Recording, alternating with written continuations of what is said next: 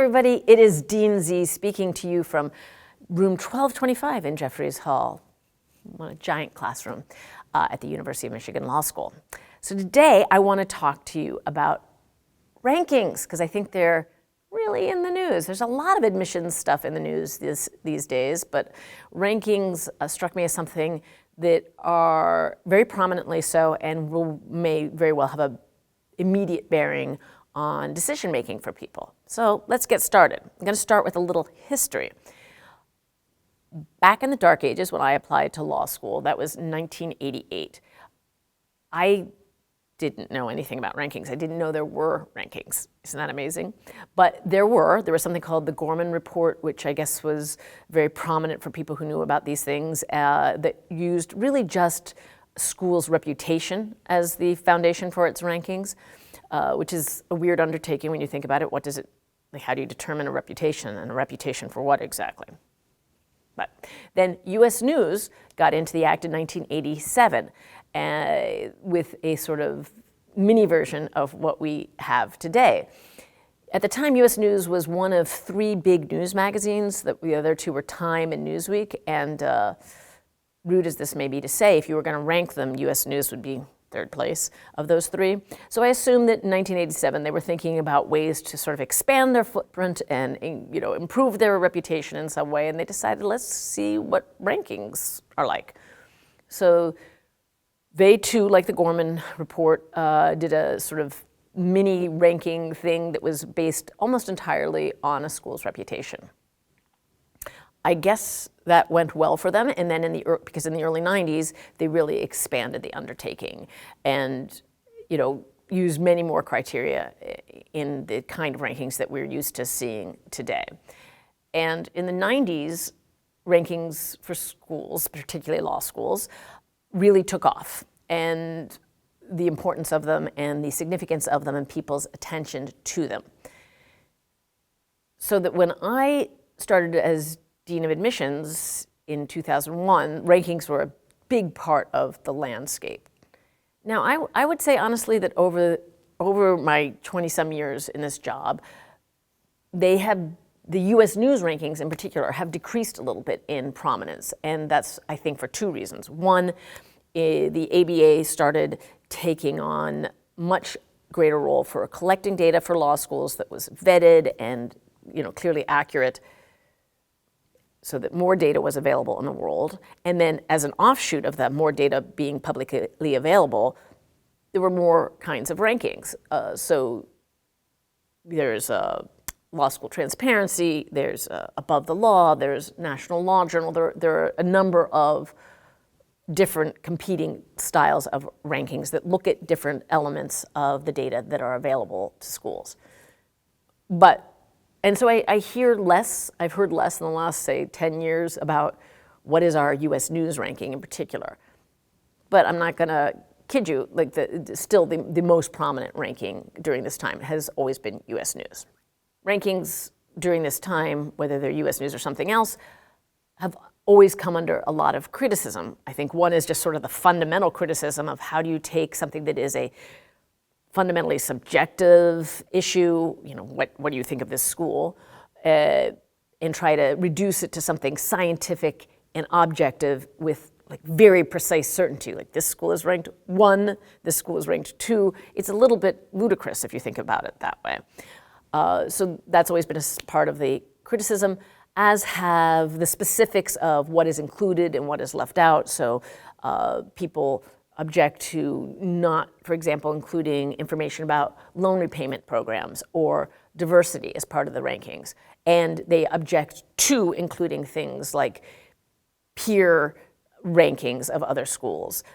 You know, what does it mean for some associate dean at school X to go through the 100 or sort of 200 rather, law schools that exist in this world and say, this one's a 5 and this one's a 1. What, you know, the chance that they really know what they're talking about in all instances is very slim. So there are a lot of criticisms of them ranging from the general to the specific. And that brings us to today, or rather November. In late November, you probably know, Yale Law School put out a press release that said we will no longer be participating in U.S. News rankings. The same day, Harvard said, neither will we. A couple days later, Berkeley said, neither will we. And then it snowballed. And right now, I believe there are 21 schools that have explicitly said, we will not participate. I think there are 5 schools that have explicitly said, we will continue to participate.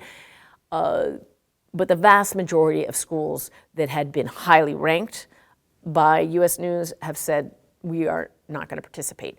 So what does it mean, first, to say we're not going to participate?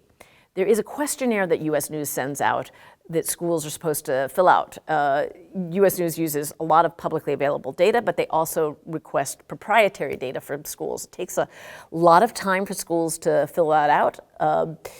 It's due in January 17th this year. So the schools that aren't participating will presumably just not send that form in.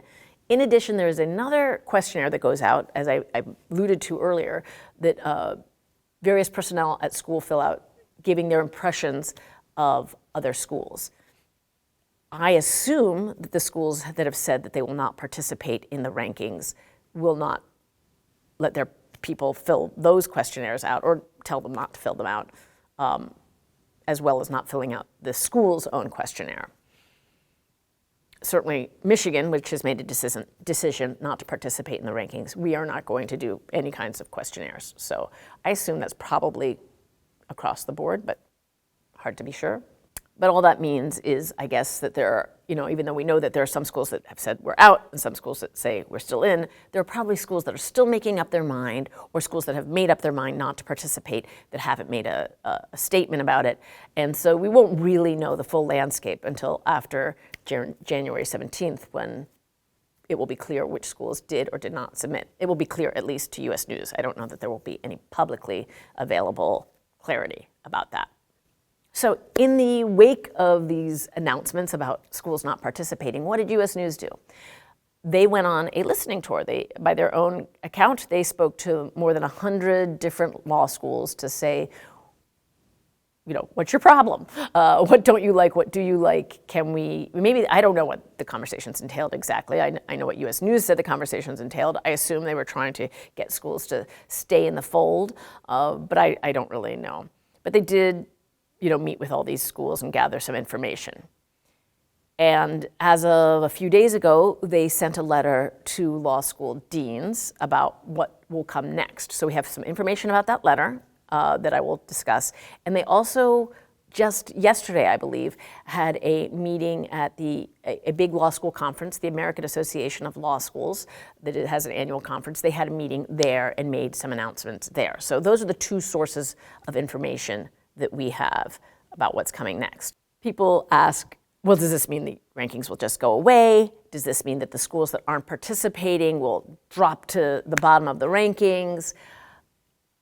No, that neither of those things are likely to occur. US News has said this. They said that the schools that aren't going to send in questionnaires will be ranked using publicly available data. They've mentioned in particular the ABA data, which we call the 509 reports, as being a source of data. I don't know if they have other data also in mind that they might use, but presumably they will be relying mostly on 509 data. They've said that the schools that do turn in questionnaires will have an enhanced profile available on the US News website. By the way, that's a website that you have to pay to access, I believe, so this isn't going to be useful in the same way that the generally available rankings were useful. They've also responded to a couple criticisms by saying that they will change their methodology a little bit. So in particular, they will count 2 kinds of jobs in the employment numbers that they didn't used to include. One of those is people who are continuing with other graduate education. So if you're getting your JD and a PhD at the same time, it used to be that PhD was registered as being unemployed, which is silly. They will also, so they're fixing that. They will also be including a category of school-funded, full-time public interest fellowships, so long as they are for jobs that require bar passage or prefer a JD. They will be including those in the numbers as well. So pretty limited slice of employment for most schools, but I think that's important too, and that's a good change. They've also said they're just going to change their methodology in other ways that they haven't specified. And they haven't specified what weight they will be giving to the various factors, because they've said they're going to, sorry, I should have said this, they're going to decrease the weight given to reputation as assessed by these peer evaluations that I mentioned. So some things will have less weight, some things will have more weight, but they are being very imprecise about what particular weight anything is going to get. And there's a lot of speculation that we will never again know what precise weight any of the factors have. There's also been a lot of speculation that says there can't be too much of a shakeup in the rankings despite these changes, because if, for example, Michigan, we are typically ranked somewhere between 7 and 10. If we suddenly become ranked 70 because we are not participating, that does tend to make you question the validity of the entire undertaking. Either there was some objective reality here that the rankings were reflecting, however imperfectly, or there wasn't. That makes some sense to me. I would be surprised if there weren't some changes in the rankings as a result of all that, but they probably won't be wild and dramatic, at least not this year.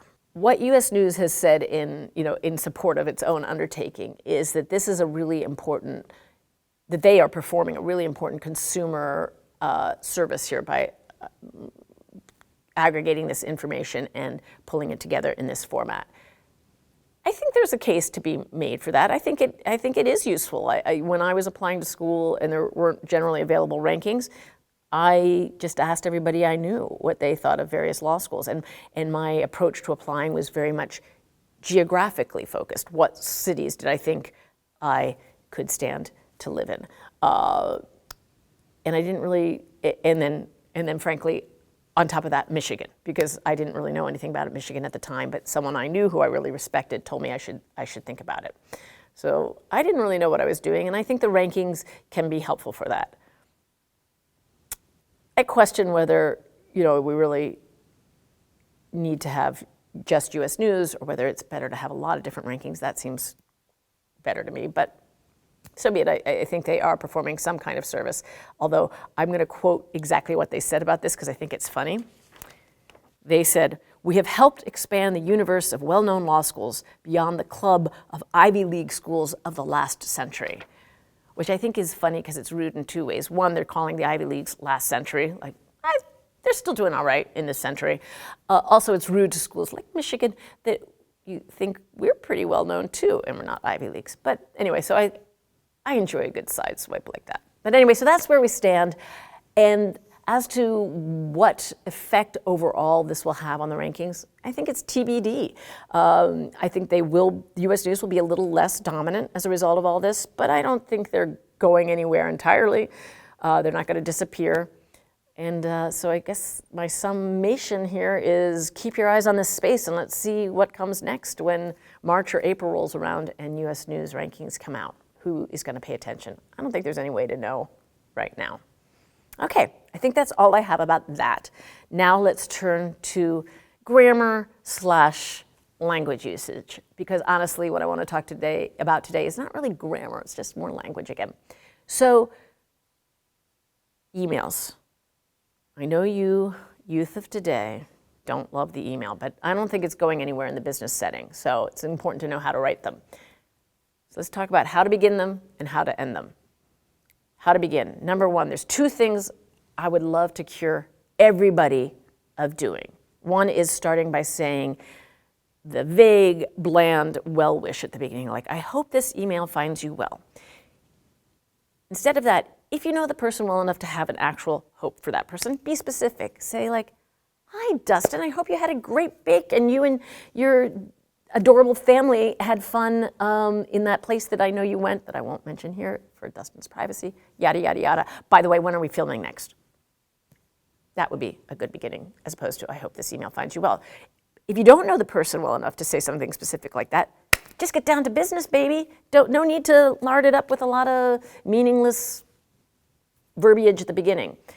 By the same token, never say, Dear Who's-He What's-It, my name is Sarah Zierfoss, blah, blah, blah. You know why not say that? Because it's very clear what your name is. It's coming from an email from Sarah Zierfoss. And also, you should sign your email, Sarah Zierfoss. So you don't need to start out by saying, my name is Sarah Zierfoss. I don't know why that really I always notice that, and I would love to just never see it again. So those are my tips for beginning. And then my tips for ending. This, Dustin again, gave me a hilarious list of email closures. Where are they? Here. From alleged Gen Z email closures. And some of these I'm not sure are real. So I like this one. Live, laugh, and leave me alone. That's rude. Don't say that. Lukewarm regards. I'm trying my best. Blah, blah, blah. I mean, those are terrible. Don't do anything. Don't try to be so creative. Honestly, I think the best closure is just your name again. I don't know really why we need that sign off. So I tend to just default by saying my name at the end of the email after a nice closing paragraph. And I'm an advocate for that. But we also, in the admissions office, we've thought long and hard about it. And in our general emails to the public, we've settled on warm regards. I don't know how I feel about that. I mean, that is what we decided on, so I guess I should say I like it, but I have ambivalence about it. So I guess I'd say whatever closing you choose, if you choose one, make it professional. Don't make it too damn clever unless it's to a friend. And if you're making it clever, you better make it actually clever. Don't say lukewarm regards, which is not clever. Yeah, okay, I think that's all I have about that. As always, thank you for watching. Please leave your comments below or send an email to us at law.jd.admissions@umich.edu. And I have a little idea. I know Dustin is very worried about it, but I think this is going to work. I have a couple podcasts that I love that have end-of-year call-in shows. And I just think it's so fun to hear these voices that aren't the podcast people asking their questions. So if you have questions, whether they're big questions, small questions, even very precise questions about yourself, like here's the situation I'm facing, what should I do? I would love to try to answer them. So send us a little voice memo to law.jd.admissions@umich.edu and put vlog in the subject line. And if we get enough, then in a couple weeks I'd like to do my own version of a call-in show. And if we don't get enough, I will be ashamed and I'll have to tell Dustin he was right, that this doesn't work. Okay, so thanks as always to Dustin, who I have now referred to 47 times in this particular vlog. And wherever you go, go blue.